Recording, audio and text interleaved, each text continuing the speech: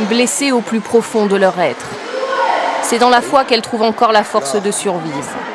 Le pasteur connaît bien leur histoire, des témoignages d'une rare violence.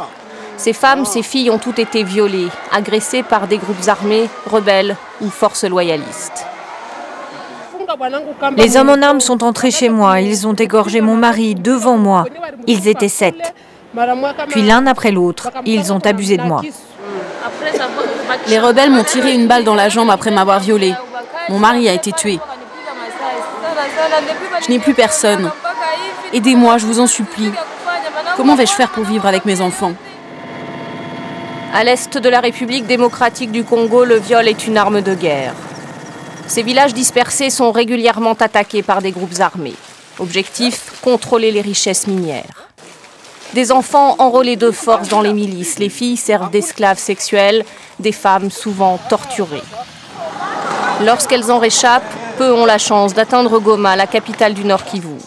À l'hôpital, le service gynécologique ne désemplit pas. Ces femmes viennent d'être opérées, victimes de mutilations sexuelles.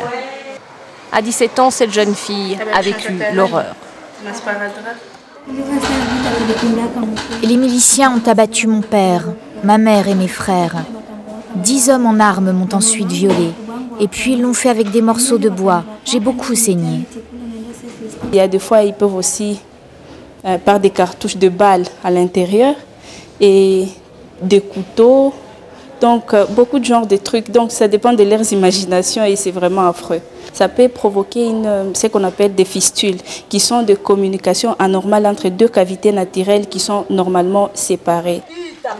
Rejetées par leur communauté ou leur famille, ces femmes trouvent parfois refuge dans ces associations. Cette jeune fille de 15 ans a été kidnappée 2 fois par des milices. Ce bébé a été conçu pendant sa captivité. On m'a enlevée sur le chemin de l'école. On m'a mariée de force à un rebelle. Il me frappait et me violait tous les jours. Ces enfants nés du viol, parfois infectés par le virus du sida, portent souvent un prénom qui rappelle comment ils ont été conçus. Ces enfants de la honte resteront marginalisés toute leur vie par leur communauté.